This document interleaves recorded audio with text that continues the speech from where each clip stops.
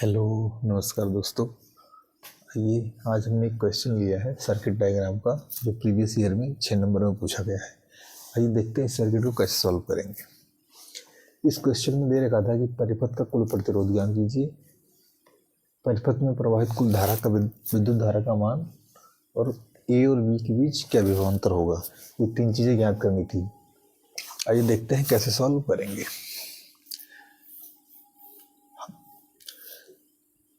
हमने माना यहाँ से आई एम्पीयर की धारा निकली, ठीक है।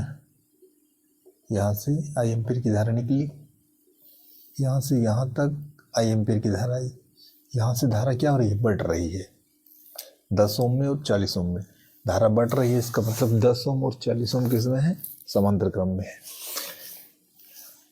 तो सॉल्यूशन आइए देखते हैं। हम जानते हैं कि 10 ओम हुआ 40 ओम समांतर क्रम में है।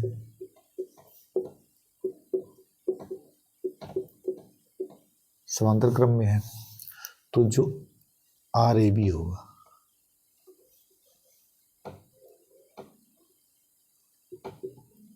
आर ए बी का मतलब ए से बी के बीच का प्रतिरोध समांतर क्रम में 1 आर ए बी, तो 1/10 प्लस 1/40 या इसका जो एलसीएम होगा 10 और 40 का कितना हो गया, 40। 10 से भाग देंगे 4 और 40 से देंगे तो 1, क्या आ गया 5/40 या R A B equal to 40/5। 5 करने 5 5 8 40, यानी कि 8 ओम आ गया। ए और बी के बीच में जो 10 और 40 का इक्विवेलेंट जो रेजिस्टेंस आया वो कितना आया, 8 ओम आया। अब यहाँ पे जब धारा आई पहुंची तो यहाँ के बाद ये भी 3 ब्रांचों में बढ़ रही है। इसका मतलब ये 3 रेजिस्टेंस भी किस में है, समांतर क्रम में है। तो अब हम निकालेंगे 1/RBC। RBC मतलब बी और सी के बीच। अब ये तीनों 20 ओम 30 ओम और 60 ओम किस में है, समांतर क्रम में है। तो 1/20 प्लस 1/30 प्लस 1/60। अगर इन तीनों का एलसीएम लेंगे तो कितना होगा, 60, ठीक है। अब 20 3 60, 30 दूनी 60 और 60 करने 60, कितना होगा पर 3 2 5 1 6, यानी कि 6/60। तो 6 करने 6 6 10 60, यानी कि 1/10, यानी कि हमारा जो आर बी सी हो गया वो कितना हो गया, 10 ओम, ठीक है। तो यहाँ से हमने आर ए बी के बीच कितना निकाला, 8 ओम, और आर बी सी के बीच कितना निकाला हमने, 10 ओम। तो जो टोटल रेजिस्टेंस परिपथ का कितना होगा, ए और सी के बीच का जो रेजिस्टेंस होगा वो हमारा परिपथ का टोटल रेजिस्टेंस होगा, क्योंकि कहीं और भी रेजिस्टेंस नहीं लगा है। तो कुल रेजिस्टेंस, जो कुल प्रतिरोध होगा वो R A C equal to R A B plus R B C, यानी कि 8 ओम प्लस 10, यानी कि 18 ओम। देखिए आर ए सी मतलब हमने क्यों लिया कि ए और सी के बीच सारे रेजिस्टेंस जुड़े हैं। तो यहाँ से यहाँ के बीच टोटल रेजिस्टेंस कितना जुड़ा है, तो ए से बी के बीच जुड़ा है और बी से सी के बीच जुड़ा है। तो ए से बी के बीच हमने कितना निकाला, 8 ओम, बी से सी के बीच हमने कितना निकाला, 10 ओम। तो 8 ओम और 10 ओम कितना हो गया, 18 ओम, ठीक है दोस्तों। तो हमारा प्रतिपथ का कुल प्रतिरोध कितना हो गया, 18 ओम। आइए अब हम आगे देखते हैं।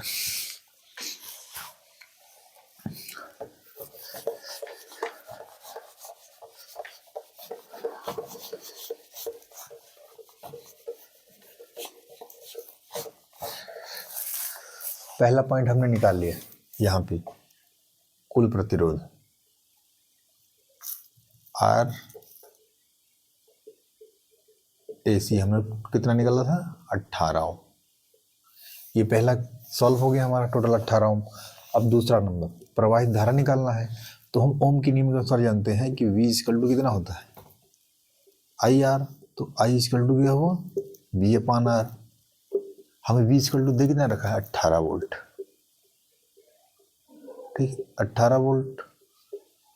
और R का मान कितना है, R का मान भी 18 ओम। तो 18 करने 18 यानी कितना आ गया, 1 एम्पियर। तो जो दूसरा पॉइंट हमारा हो गया, वो जो धारा 1 एम्पियर हो गया। अब बचा क्या, अब बचा है ए और बी के बीच में हमें क्या निकालना है, विभवांतर। तो ए और बी के बीच में रेजिस्टेंस कितना था, आर,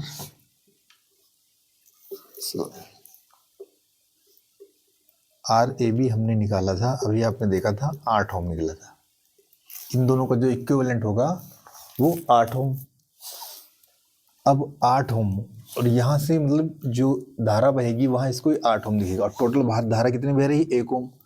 तो जो यहाँ पे B A B equal to I into R A B. I का मान कितना है, 1 एम्पियर हमने निकाला है, और आर ए बी कितना है, 8 ओम है। तो यहाँ पे क्या कर दिए 8, यानी कि 8 वोल्ट। ए और बी के बीच विभवांतर कितना होगा, 8 वोल्ट।